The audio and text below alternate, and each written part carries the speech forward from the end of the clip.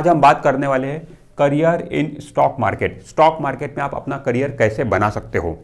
दोस्तों देखिए, जो फ्रेशर बंदा होता है, मतलब जो अभी अभी अपना एजुकेशन कंप्लीट करके जॉब लेने के लिए मार्केट में निकला है, उसे जॉब मिल नहीं पाता है, क्योंकि हर बड़ी कंपनी सिर्फ और सिर्फ एक्सपीरियंस बंदे को ही हायर करना चाहती है। ऐसे में जो फ्रेशर है, जो नया बंदा है, उसे स्टॉक मार्केट में जॉब मिलता नहीं है। मुझे भी ये दिक्कत का सामना करना पड़ा। जब मैं भी फ्रेशर था तो मुझे भी कोई कंपनी जॉब नहीं दे रही थी। फिर मैंने एक तरीका अपनाया, उस तरीके से मैं as a fresher stock market में जॉब ले पाया और अपना करियर बना पाया। तो कौन सा वो तरीका था, उसी तरीके के आधार पर, अपने एक्सपीरियंस के आधार पर ये वीडियो मैं बना रहा हूँ और आपको भी मैं बताऊंगा कि किस तरीके से एज ए फ्रेशर आप स्टॉक मार्केट में जॉब लेकर अपना करियर बना सकते हो। सबसे पहले आप अपना एजुकेशन कंप्लीट कर लीजिए। आपका जो बेसिक एजुकेशन होता है, जैसे कि ग्रेजुएशन, वो आप कंप्लीट कर लीजिए। उसके बाद ही आप स्टॉक मार्केट में जॉब लेने के लिए निकलिए। अब आप 12th के बेसिस पर भी स्टॉक मार्केट में जॉब लेने के लिए निकल सकते हो, बट उसमें आपको दिक्कत का सामना करना पड़ेगा, भारी दिक्कत का सामना करना पड़ेगा।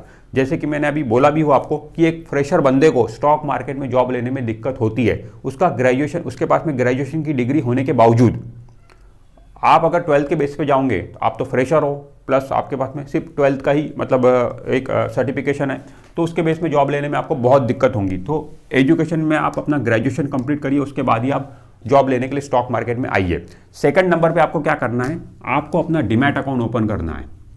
आप अपना डीमैट अकाउंट ओपन करिए, ठीक है। आप डीमैट अकाउंट आपको क्यों ओपन करना है, सीखने के लिए। मैंने भी ऐसा किया था। एजुकेशन कंप्लीट होने के बाद मैं डायरेक्टली जॉब लेने के लिए मार्केट में नहीं गया, मैंने पहले अपना डीमैट अकाउंट ओपन किया।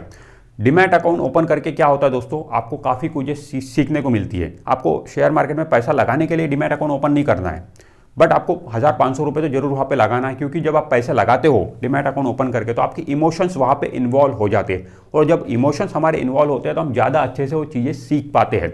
हम पेपर ट्रेडिंग की भी बात करते हैं, कई वीडियो में मैंने पेपर ट्रेडिंग के बारे में भी बोला हो कि आपको स्टॉक मार्केट सीखना है तो आप पेपर ट्रेडिंग करके देखो, बट वो उतना सक्सेसफुल होता नहीं है, क्योंकि पेपर ट्रेडिंग में हमारे इमोशंस इन्वॉल्व नहीं होते, हमारा पैसा वहाँ पे लगा नहीं होता, तो हम ठीक से ध्यान नहीं देते, ठीक से समझ नहीं पाते चीज़ों को। बट इमोशंस हमारे आएंगे, जरूर हम वहाँ पे ध्यान देते हैं और सीखने की कोशिश करिए।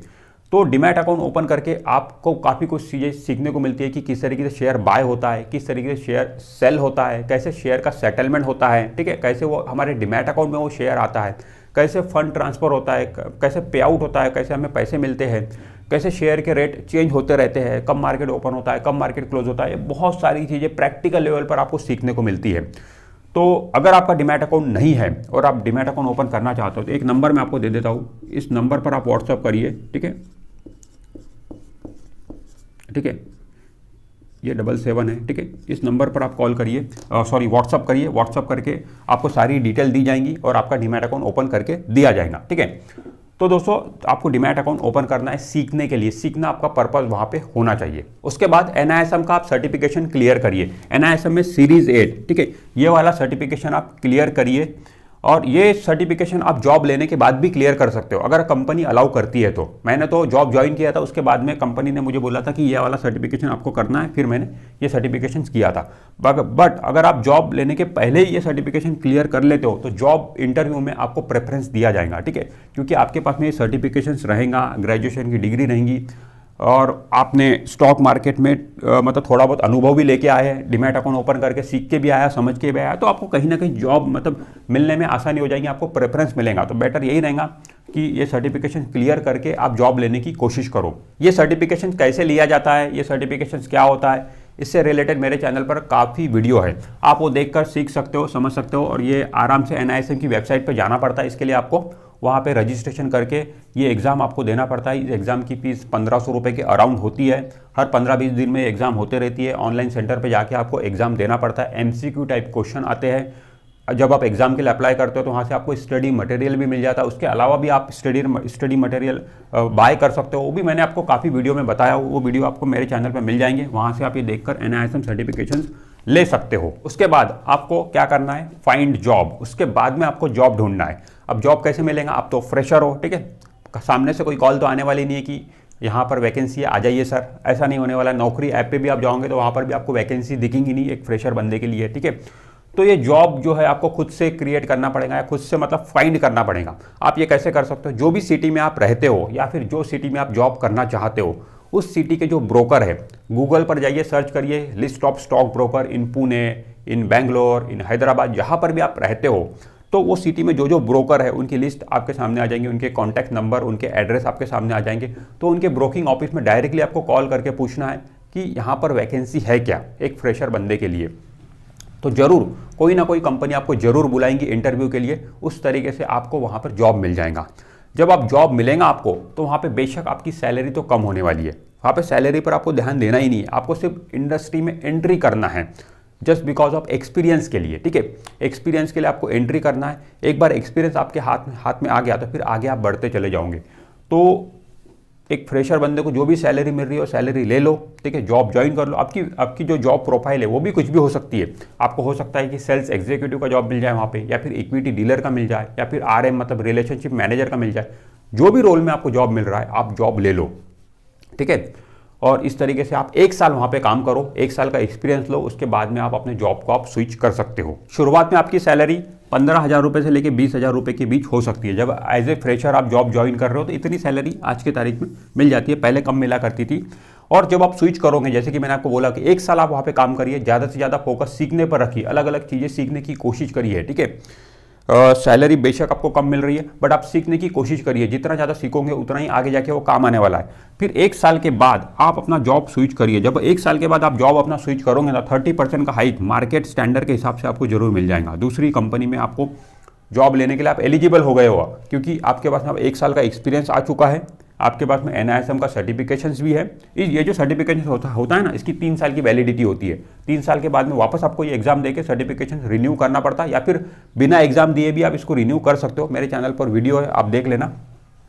तो कहने का मतलब ये है कि 30% का हाइक आपको जरूर दूसरी कंपनी में मिल जाएगा 1 साल का एक्सपीरियंस लेने के बाद।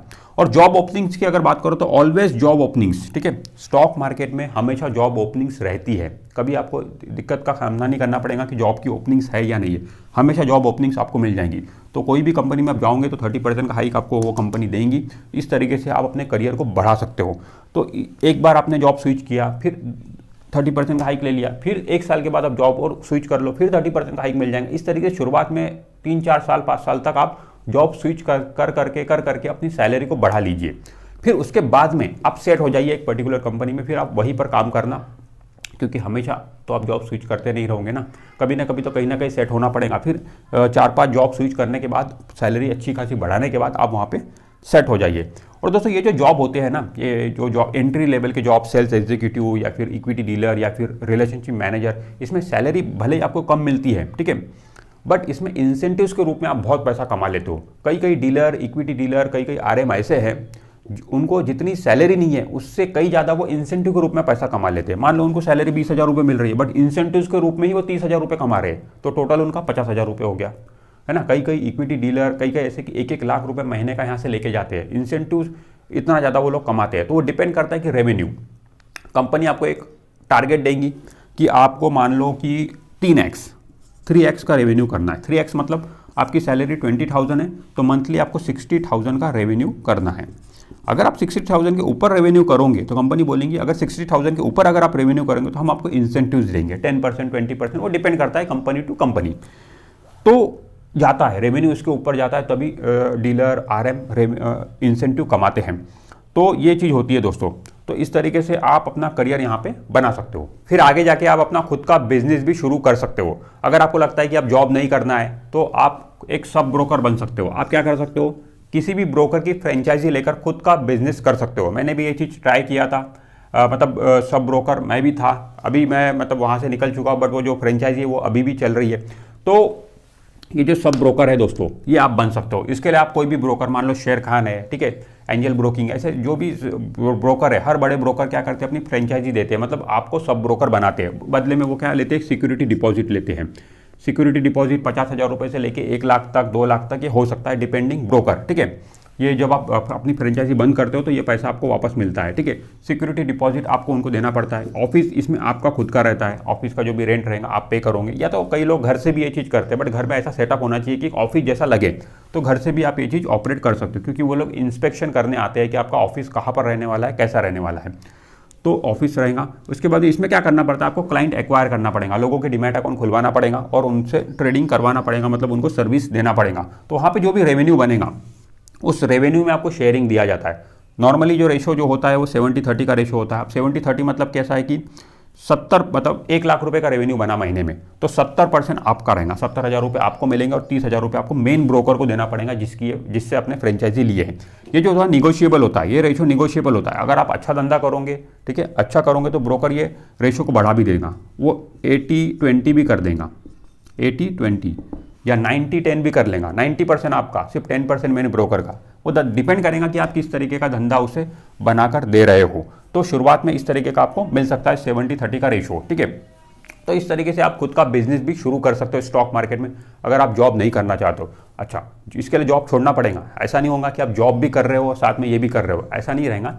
जॉब छोड़कर आप ये चीज़ कर सकते हो। मैंने आपको बताया कि एंट्री लेवल से आप शुरू करके आप सब ब्रोकर बन सकते हो, मतलब खुद का बिजनेस भी कर सकते हो। बट आप जॉब में ही अगर रहना चाहते हो तो उसमें भी आपके पास में ऑप्शन है कि एंट्री लेवल का जॉब करके सब ब्रोकर तो बन ही सकते हो। बट अगर आपको सब ब्रोकर नहीं बनना है, बिजनेस में नहीं जाना है, जॉब में ही रहना है, तो आप हाई लेवल का जॉब भी स्टॉक मार्केट में कर सकते हो। एंट्री लेवल की जॉब करने के बाद आपको अगर हाई लेवल की जॉब करना है, लाइक मतलब आपको फंड मैनेजर बनना है या फिर इन्वेस्टमेंट बैंकर बनना है या फिर रिसर्च हेड में जाना है, इस तरीके की टॉप पोस्ट पे आपको जाना है जिसमें सैलरी लाखों में होती है, इनका पैकेज करोड़ों तक जाता है, ठीक है, इसमें लाखों में सैलरी आप कमाओगे। तो अगर आपको ये करना है तो आपको एजुकेशन को थोड़ा अपग्रेड करना पड़ेगा। जैसे कि आप ग्रेजुएशन करके एंट्री लेवल का जॉब आपने हासिल कर लिया, बट इन पोजीशन पे आपको जाके बैठना है तो आप एजुकेशन को थोड़ा बढ़ाना पड़ेगा, पोस्ट ग्रेजुएशन की डिग्री लेना पड़ेगा, MBA वगैरह इस तरीके के जो CA पे कोर्स होते हैं उस तरीके के कोर्सेज आपको करना पड़ेगा, ठीक है, डिपेंडिंग कि आपको क्या कहाँ पर जाना है।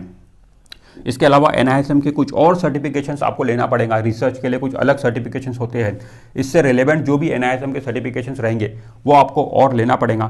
तो इस तरीके से आप इन पोस्ट पे जाने की शुरुआत कर सकते हो, ठीक है। तो मतलब एंट्री लेवल का जॉब शुरू करके आप टॉप लेवल पर भी जा सकते हो, मतलब इस तरीके की जॉब में एंट्री लेवल का जॉब शुरू करके आप बिजनेस में भी जा सकते हो, दोनों ही ऑप्शन आपके पास में रहते हैं। बट आपको एंट्री लेवल के जॉब में रहकर ही बड़ा पैसा कमाना है, ज़्यादा पैसा कमाना है, तो उसके लिए आपको सेल्स पे फोकस करना पड़ेगा, मतलब अपना रेवेन्यू बनाने पे ज़्यादा फोकस करना पड़ेगा। जैसे कि आज भी कई ऐसे लोग हैं जो कई सालों से इक्विटी डीलर ही है और लाखों रुपए में पैसा कमा रहे हैं, रिलेशनशिप मैनेजर है, ठीक है, सेल्स एग्जीक्यूटिव है और लाखों रुपए में पैसा कमा रहे हैं। तो वो कैसे होता है? तो दोस्तों उसके लिए क्या है कि इनकी सैलरी कम होती है, जैसे कि मैंने बोला कि मतलब 20,000, 25,000, 30,000 तक इनकी सैलरी जाएंगी या 35-40 तक भी चले जाएंगी सैलरी। बट ये लोग जो ज़्यादा पैसा कमाते हैं वो इंसेंटिव्स के रूप में कमाते हैं। कंपनी को एक रेवेन्यू का टारगेट दे देंगी कि आपको 3x करना है, 3x के ऊपर जो भी आप रेवेन्यू बनाओगे उस पर आपको इंसेंटिव्स मिलेगा। तो आपको अपना रेवेन्यू बढ़ाना पड़ेगा, ठीक है। आपकी salary as a equity dealer अच्छे खासा एक्सपीरियंस भी हो गए, आपकी सैलरी मान लो 35,000 है, ठीक है, प्लस इंसेंटिव के रूप में आप सैलरी से ज़्यादा पैसा कमा सकते हो, 50,000, 60,000 सिर्फ आपको इंसेंटिव्स मिल रहा है। तो इस तरीके से लाख रुपए तक आपकी सैलरी पहुंच जाती है। तो ये चीज़ कर सकते हो। तो एंट्री लेवल की जॉब में रहकर अगर आपको बड़ा पैसा कमाना तो रेवेन्यू ज़्यादा बनाकर देना पड़ेगा कंपनी को, ठीक है, ज़्यादा से ज़्यादा पैसा कमाकर देना पड़ेगा ब्रोकरेज के रूप में। रेवेन्यू ज़्यादा अगर आप बनाओगे तो इंसेंटिव अच्छा खासा कंपनी आपको देंगे और उस तरीके से इन जॉब में रहकर भी आप अच्छी खासी इनकम कमा सकते हो। तो दोस्तों इस वीडियो में हमने देखे कि किस तरीके से एक फ्रेशर बंदा स्टॉक मार्केट में अपने जॉब की शुरुआत करके करियर बना सकता है। अगर ये वीडियो आपको अच्छा लगा तो वीडियो को लाइक करिए, चैनल को सब्सक्राइब करिए। मैं मिलता हूं आपसे नेक्स्ट वीडियो में। This is Imran Sheikh signing of.